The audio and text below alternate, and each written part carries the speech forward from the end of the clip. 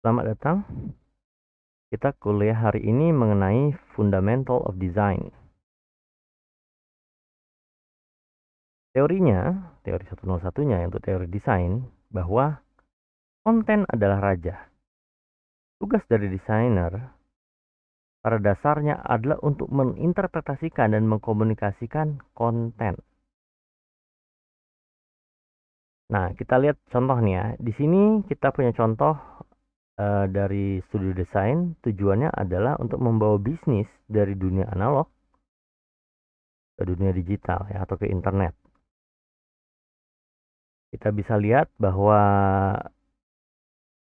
bentuk yang digunakan tuh elegan, sederhana dan besar. Ya, yang kemudian digabung dengan bentuk yang tidak umum untuk menekankan bahwa mereka memahami kaitan antara bisnis yang sudah ada dengan teknologi baru.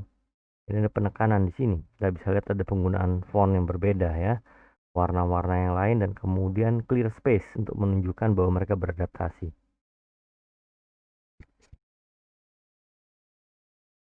Nah, kemudian ada konten berikut. Bagaimana kalau kita diminta membuat website untuk festival film horor ya, yang ditujukan ya untuk penggemar dan juga bisnis lokal. Bisa dilihat bahwa yang kita gunakan sini dekoratif, huruf besar untuk menyatakan acaranya. Kemudian font dalam berbagai ukuran sekaligus gambar yang membawa kita ke dunia lain. Jadi mengundang untuk hadir ya. Bagi penggemar film horor, kalau nggak suka film horor pasti langsung lari dari gambar ini ya. Apa sih yang mempengaruhi desain? Itu bisa siapa audiensnya, ya siapalah yang menonton nih, apakah berdasarkan umurnya, rasnya, jenis kelaminnya, budaya ya, tempat dia berasal, kemudian tone-nya ya, nuansa yang ingin kita sampaikan ya, apakah dia kasual, biasa saja gitu ya, santai, atau dia formal, apakah dia bersahabat, atau bahkan sarkastik ya, menantang, jadi tertarik untuk dibaca. Kemudian tujuannya buat apa? Oh, tujuannya apakah hanya memberikan informasi atau untuk melakukan konversi dari pengunjung menjadi pelanggan? Ya, contohnya kita datang ke sebuah situs eh, ya ke Shopee misalnya, produk ditampilkan tujuannya untuk melakukan konversi pengunjung menjadi pembeli. Nah, itu beda cara dia mengajukan informasi. Ada harga barang, spesifikasi barang, beda dengan informasional. Kita kunjungi itu seperti Wikipedia, kita menjadi tahu ya. Tapi tidak perlu transaksi lebih lanjut kecuali kita ingin menggali informasi. Oke, jadi ada beberapa aspek yang kita bahas. Pertama yang akan kita bahas adalah tentang tipografi. Ya, huruf, font, dan lain sebagainya yang terkait dengan penulisan kita bahas di tipografi. Nah, yang harus kita pahami bahwa selalu ada panduan style atau panduan gaya tergantung pada implementasi. Ya. Paling umum ini adalah yang digunakan. Ya. Orang sudah terbiasa dilatih membaca terutama ya. Dia akan memahami ada headline text, ada subhead text, ada navigation, ada body copy tempat konten berada, dan kemudian ada subtext ya yang memberikan informasi. Jadi di bawah ini byline text. Kita bisa lihat ini ya, judul, subheading, navigasi, body copy, kemudian byline text. Nah, yang harus kita pahami beberapa font memang tidak bagus, buruk ya. Dari berbagai macam font yang ada, yang tersedia, yang gratis dan bayar, itu ada saja yang jelek. Jadi harus hati-hati, tidak semua font bagus. Walaupun kita lihat hurufnya ini bagus, tapi belum tentu aspek lainnya bagus. Jadi penting untuk melihat mana yang paling baik dan cocok dengan kontennya. Kemudian tipografi itu sifatnya selain verbal, dia bahwa untuk dibaca, dia juga visual. Reader Pembaca yang berkunjung itu akan membaca selain huruf dan kata dan kalimat, dia akan melihat pola grafis, ya, pola visual akan dia baca. Ini kenapa biasanya font yang seperti Times New Roman itu lebih mudah dibaca dibanding pakai Arial kalau dia konteksnya banyak, ya, karena ada visual pandunya. Ini kita lihat apakah itu. Serif. Nah, serif ini adalah huruf, ya, yang dimulai dari pada hurufnya dia memiliki ekor, ya. Kita bisa lihat pada S ada ekornya, pada R ada ekornya, pada I ada ekornya, pada F ada ekornya. Tidak, ya, karena sebetulnya dia bagian tubuhnya sendiri sudah memiliki bentuk yang jelas, ya. Ekor ini sebetulnya muncul pada eh, masa koran berjaya, ya. Kenapa ada ekornya? Karena biasanya orang dulu menulis pada selembar kertas yang bergaris sehingga memudahkan penulisan. Nah, sayangnya mesin cetak koran karena dia disusun menggunakan halaman lembar yang tidak bergaris, ya. Untuk memudahkan penggarisan, kita bisa lihat dia dibantu dengan ekor nih, lihat nih. Ini membentuk garis kalau disambung. Ini akan memudahkan baca. Jadi kalau kamu punya teks yang banyak untuk dibaca, gunakan serif. Nah, serif ini sendiri memiliki beberapa gaya. Ada yang sifatnya humanis, ya, dia klasik dan tradisional. Kita lihat bentuknya biasanya diwarisi dari mesin tik, ya. Dia mengemulasikan kaligrafi. Kemudian stroke-nya kontras, ada yang tebal, ada yang tipis, ya. Klasik dan tradisional, cocok untuk jurnalisme atau aplikasi tulisan sejarah, ya. Kemudian kita punya yang transisional. Ini penampilannya kuat, kokoh dia, terlihat seperti menara Eiffel di sini, ya. Kokoh dan kuat, ya. Cenderung lebih kaku, ya, tapi masih bergaya dan dia masih dinamis, lihat bentuknya. Tapi terlihat dia kuat. Ini cocok untuk pemakaian akademis dan kemudian dokumen legal. Kemudian kita punya yang modern. Modern menghilangkan kebanyakan lengkungan, ya. Dia bentuknya lebih patah, ya.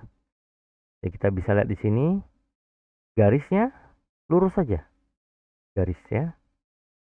Kemudian stroke-nya sangat kontras, tipis dan tebal. Dia berstruktur, jelas dan elegan. Cocok untuk digunakan pada seni dan budaya, ya. Dia memberikan kesan elegan, berstruktur dan jelas. Jadi kalau kita lihat papan-papan penanda di tempat-tempat budaya, ini font yang bagus dan mudah dibaca. Kemudian kita punya yang disebut dengan Egyptian, ya, slab serif besar karena dia besar, ya. Dia seperti balok-balok. Kita lihat dia berat, heavy boxy serif. Kemudian dia sangat rendah kontrasnya, tebal dan tipisnya rendah. Sifatnya otoratif tapi bersahabat. Kita baca, kita lihat, oh ya, ini seperti menyampaikan info kita tuh, ya, boleh dibilang memaksa kita untuk melihat, tapi dia menyenangkan, ya. Cocok untuk marketing dan promosi, ya. Nah, kemudian kita kenal font yang namanya sans serif. Ini contohnya. Font yang tidak memiliki ekor atau serif, ya.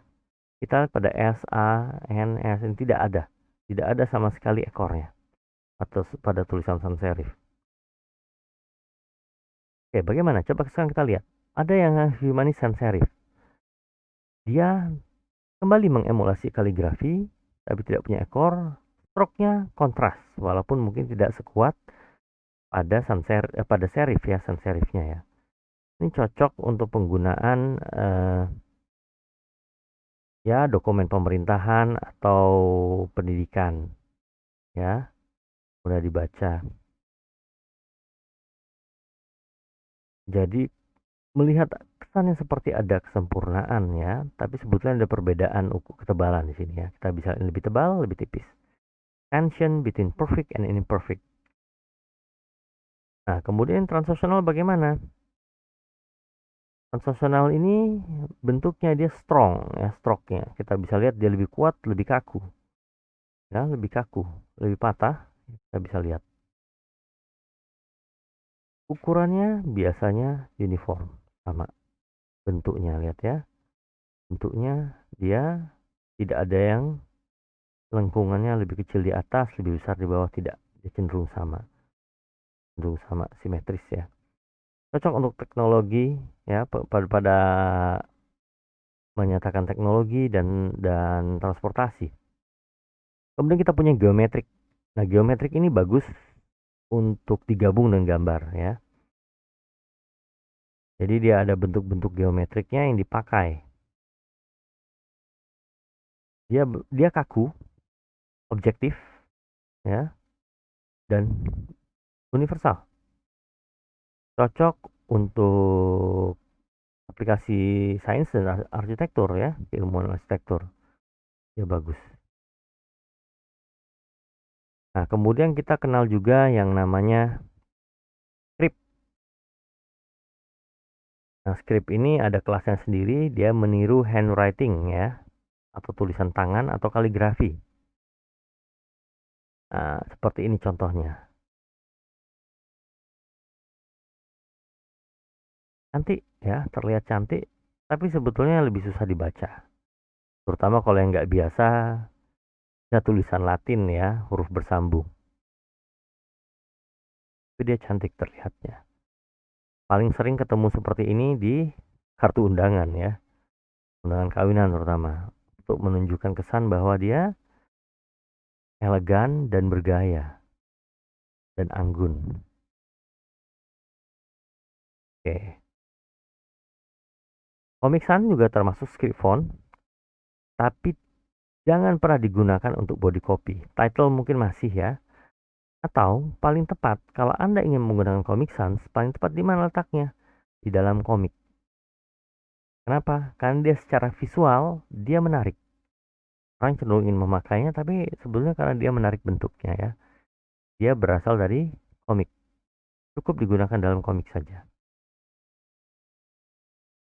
Nah, yang perlu kita pahami, walau kadang satu tipe font cukup, ada baiknya kita mencampur ya, mencampur font untuk eh, memberikan tambahan kemudahan membaca dan menyenangkan mata untuk melihat. Ini contohnya. Ini adalah kombinasinya. Umumnya kombinasinya adalah serif dengan sans serif. Kita bisa lihat bahwa pada judul itu ada ekornya. Serif versus sans serif The Final Battle. Menggunakan serif. Tapi pada kontennya ya, ini ya, semua yang bertujuan sebagai title itu menggunakan sans serif. Menggunakan serif. Serif, serif. Kemudian pada konten dia gunakan sans serif. Dengan begini saja kita dengan mudah melihat bahwa ini ukurannya besar nih. Ini pasti judul dan kemudian dia fontnya beda. Fontnya beda. Ini hal-hal yang menarik untuk dibaca pertama. Setelah dia tertarik, setelah dia baca, ingat ya, yang pertama yang konten, baru kemudian dia tertarik untuk membaca body copy. Body copy memiliki font yang berbeda. Pada saat ini, setelah kita sudah berhasil membangun ketertarikan, mereka pasti membacanya. Yang penting tulisannya cukup jelas, ya. Nah, disarankan jangan pernah memilih dua font dengan gaya yang sama, terutama pada saat digunakan pada bagian yang berbeda, baik di title ataupun di font. Kita bisa lihat ini sama-sama nih, Humani Serif, Garamond dengan Epic, ya dua font. Tapi dia terlalu dekat, kita nggak tahu mau fokus kemana. Mungkin ada perbedaan warna ya, tapi terlalu sama. kemungkinan besar pembaca tidak terlalu melihat perbedaannya. Jadi tidak menarik. Nah, juga jangan kalau bisa, walaupun ini sudah cukup berbeda ya, kita bisa lihat ini slab serif, yang ini humani serif. Tapi karena masih ada ekornya, sulit untuk melihatnya sebagai sesuatu yang menarik, bahkan mengganggu ya. Nah, bagaimana kita bisa gunakan font yang berbeda? Kita bisa lihat di sini serif, yang atasnya ini sans serif ya. Mirip gayanya, tapi karena dia menggunakan satunya sans serif ya, sans serif satunya serif, kita bisa lihat ada kemiripan, tapi fokusnya itu jelas. Pertama kita akan lihat ini pertama, kemudian kita lihat ini ya. Nah, boleh saja menggunakan font ya dari ini terutama dari pengarang yang sama ya, dari pembuat yang sama. Biasanya dia bagus untuk dicocokkan karena ada gaya yang mirip. Ini Gill Sans dan Perpetua ya, yang didesain oleh Eric Gill.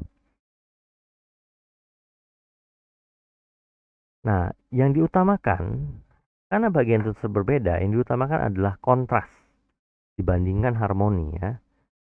Jadi daripada dia terlihat serasi, lebih baik dia kontras untuk memudahkan bacaan. Ingat yang perlu dipahami ini bahwa karena harus ada yang dibaca lebih dahulu dibanding yang lainnya. Jadi harus ada kontras.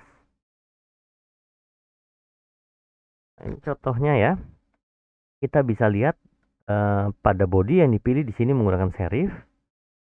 Pertama kali sekali kita lihat, kita menggunakan geometrik ya. Langsung pertama kali dibaca adalah ini. Nah, kemudian full quotes-nya, di sini ada quote, sama menggunakan geometrik juga. Jadi kita tahu baca ini, kemudian baca ini. Ya, ketertarikan pembaca pasti lihat ini, baru dia baca yang ininya. Nah, ini penggunaan script ya dengan geometric sans. Kita bisa lihat bahwa fokus utama pasti akan melihat kepada apa nih? Handwriting ya, tulisannya. Script pasti akan pertama kali terlihat. Wayne is selling hot dogs by the thousand. Dan yang lainnya baru akan terlihat berikutnya ya. Atraktif, dia langsung terlihat. Nah, banyak sekali sebetulnya tipe typeface, tapi kalau misalnya mau menggunakan satu, tidak ada masalah ya. Silakan saja. Tadi itu rekomendasi tadi bisa digunakan untuk memperbaiki desain jika misalnya kurang pas. Banyak trik ya, misalnya kita lihat di sini. Ini adalah website, kita bisa lihat ini fontnya sama semua. Atau sans serif. Ayo bagaimana membedakannya? Kita bisa lihat penggunaannya adalah perbedaan huruf, kemudian bobot ya, dia tebal, ada warna, kita bisa lihat ya, ada warna. Nah, ini bisa digunakan. Yang penting fokusnya akan berubah. Penggunaan huruf besar, huruf kecil ya. Huruf kecil menunjukkan bahwa ini judul, tapi jangan terlalu diperhatikan. Nah, ingat, saya ulang lagi ya. Jangan membajak, jangan menggunakan web license, gunakan yang gratis. Gunakan yang ya berbayar boleh, gratis boleh, tapi jangan gunakan web license. Nah, kalau sampai kita menggunakan web license, kita tidak bisa komersil. Nah, kemudian yang berikutnya, selain pemilihan font, yang bisa kita gunakan adalah ukuran dari fontnya ya, type size-nya. Nah, pertama kita lihat dulu sekarang. Apa yang Anda lihat? Paling mudah kita melihat dua buah kotak. Nah, kotak ini juga bisa dikenali sebagai ada kotak hijau, ada kotak biru. Bisa juga dilihat sebagai ada kotak besar, ada kotak kecil. Ya, kita akan membangun relasi. Ya, manusia akan membangun relasi. Begitulah kita memproses benda. Jadi penting untuk membangun relasi tersebut, ya, untuk membangun yang namanya hierarki visual. Sehingga pengunjung tahu dia harus pengunjung tahu bagaimana rangkaian informasi disajikan. Contoh ya, kita lihat sebuah situs yang mempromosikan twist baru, hal baru ya terhadap makanan sehari-hari. Dalam hal ini ya dipping sauce ya, saus celupnya. Lihat pertama kali apa yang terlihat? Tulisan Gnos. Menggunakan huruf besar yang ditulis dan terlihat seperti nyata dalam gaya yang agak berantakan. Ini menambahkan hal yang menarik. Pertama kita lihat, oh langsung menarik. Kita lihat ada huruf yang miring kanan kiri, ada yang pakai kursif, ada yang pakai ya serif tapi dia seperti cat. Membuat kita pertama kali melihat langsung tertarik. Kita langsung memahami, oh itu ada paprika. Apa nih paprika ini? Kita baca informasi, ada bawang, ya, ada saus. Percayalah, kalau kalian temukan paprika ini di dapur, tidak akan semenarik ini. Nah, bagaimana caranya untuk visual hierarki? Yang pertama adalah perbedaan ukuran. Umumnya, orang mulai dari elemen yang besar sampai ke yang kecil dan membantu user untuk memproses konten.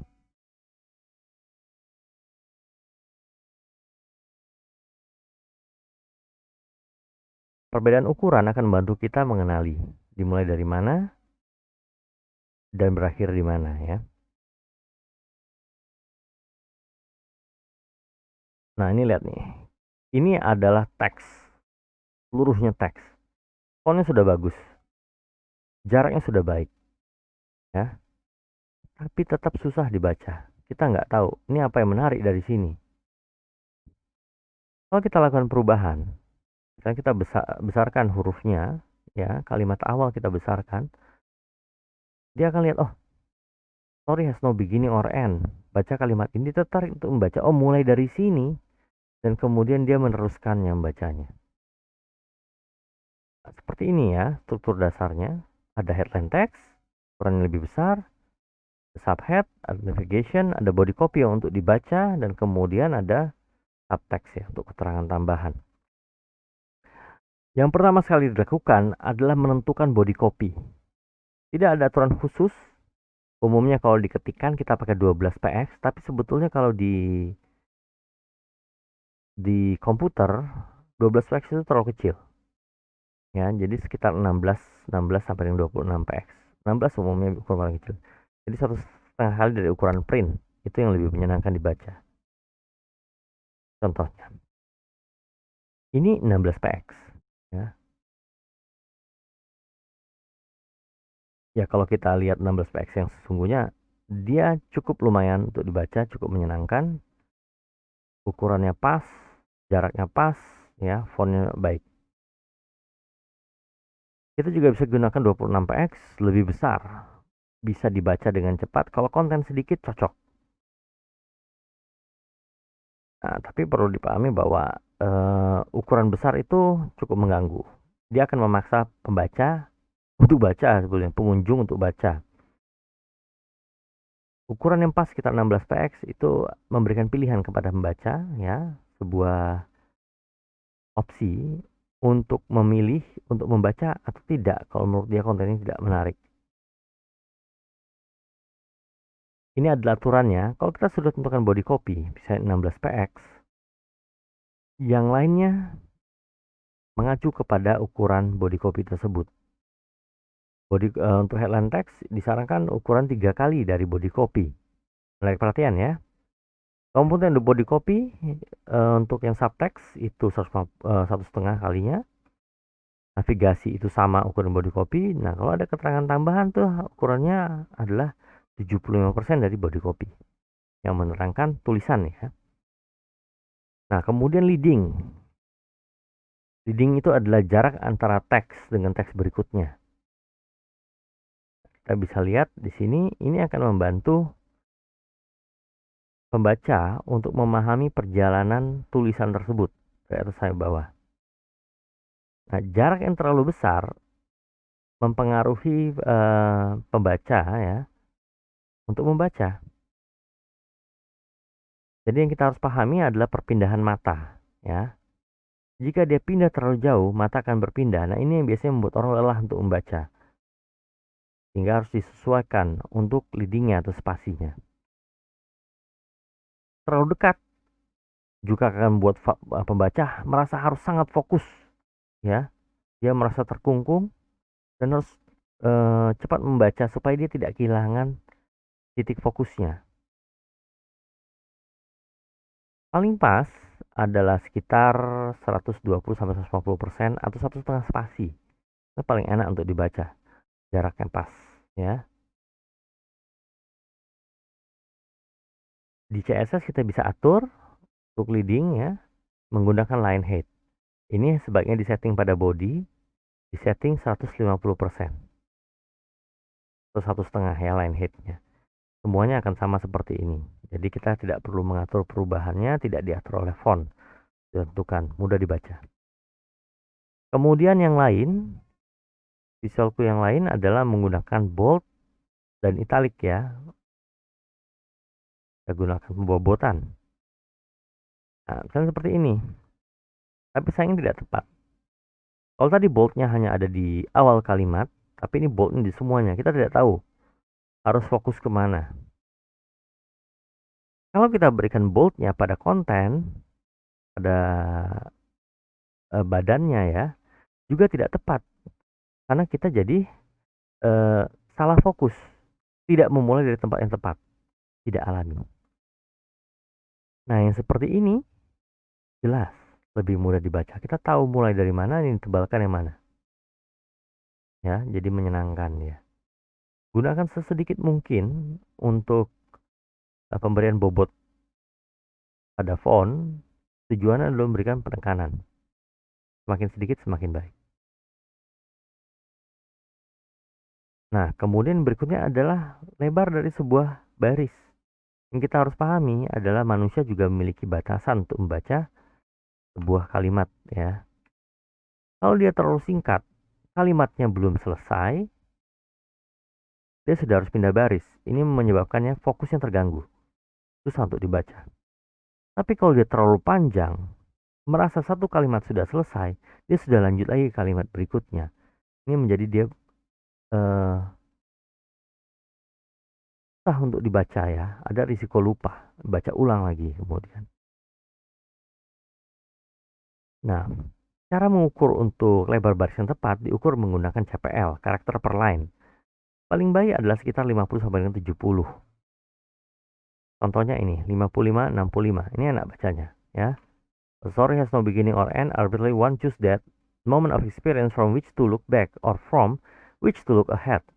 Nah, cukup menyenangkan untuk dibaca. Ukurannya diperbesar pun tidak ada masalah karena masih sama panjangnya ya. Bagaimana mengaturnya? Kita gunakan max width. Nah, biasanya pada lebar yang 1000 px atau lebih kita akan memiliki lebarnya ya 630 px kita batasi. Untuk ukuran font 26 px dia pas 30 px ya. Masih enak dibaca. Bagaimana kalau 1920 yang resolusi Full HD? Ya bagi dua. 630, 630, 1280 masih masuk akal ya. Tapi jangan paksa dia memanjang. Ya, kalau terlalu banyak white space-nya ya. Bagaimana kalau yang kecil? Nah, untuk font size 26 px dia menjadi terlalu sedikit katanya. 20-25 CPL. Ini sulit. Sehingga biasanya kalau kita gunakan responsif, fontnya juga ikut kecil. Nah, dalam hal ini misalnya kita turunkan jadi 16 px, jadi sangat pas 30-40 CPL. Nah, mungkin tidak sampai angka 50, tapi ini sudah cukup karena kalau terlalu kecil ukuran fontnya juga tidak boleh ya, jadi sulit dibaca. Nah, kita melihat pada desktop, umumnya kita atur 730 px dengan font size 22 px. Ini sangat enak dibaca, dia rentangnya antara 70 sampai 80 pl ya. Tapi kalau pada perangkat mobil dia tekan 366 px dengan font size 19 px, dia 4045. Tidak berpengaruh Anda menggunakan HP ukuran tidak berpengaruh terlalu banyak. Jika Anda menggunakan HP ukuran 4 inci, 4,5 inci, 5 inci, 6 inci ya. Karena cenderung sama dia biasanya ya. Tetap kecil, kecuali Anda menggunakan tablet. Nah, baru kita bicara yang tadi. Lebarnya sampai dengan 1000 px. Nah, terakhir, selain kita menentukan fontnya apa, hierarkinya bagaimana, ukurannya bagaimana, ya, kemudian hubungan beban seperti apa, kita juga harus memahami bahwa ada yatim ya, yatim piatu dan janda yang perlu diselamatkan. Dalam artian di sini adalah para teks. Kita bisa lihat di terakhir ada Graham Greene, The End of the Affair-nya di bawah. Ini kita sebut dengan widow. Kalau bisa ini diselamatkan, entah kalimatnya disingkat atau paragrafnya dipindah ya, untuk memperbaiki pembacaan.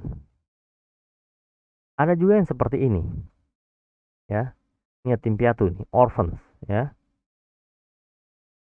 dia tertinggal, tidak ikut pindah. Nah, kalau ada yang seperti ini, usahakan diatur bagaimana caranya biar dia naik saja ke atas, baru dia terlihat dengan baik. Nah, jadi begitulah ya untuk tipografi. Yang perlu dipahami bahwa tidak pernah ada solusi yang sempurna. Jadi kalau Anda tanya, ukuran berapa pasnya, font apa yang sebaiknya digunakan, tidak pernah ada solusi yang sempurna. Tapi kita tetap bisa berusaha untuk membuat yang terbaik, membuatnya menjadi nyaman dibaca dengan mengubah ukuran font, pemberian bobot, lebar baris, dan leading untuk memperbaiki masalah, dan termasuk juga orphan dan widow ya, kita perbaiki. Jadi begitulah untuk materi topografi kita, tipografi kita ya. Untuk materi tipografi kita, silakan gunakan font yang tepat, sebisa mungkin lakukan mixing untuk memudahkan fokus, gunakan visual hierarchy, gunakan bobot, lebar baris pastikan, gunakan leading ya, untuk membuat konten yang Anda sajikan menjadi mudah dipahami, menarik untuk dilihat, dan bisa dibaca dengan mudah. Sekian untuk tipografi. Terima kasih banyak. Wassalamualaikum warahmatullahi wabarakatuh.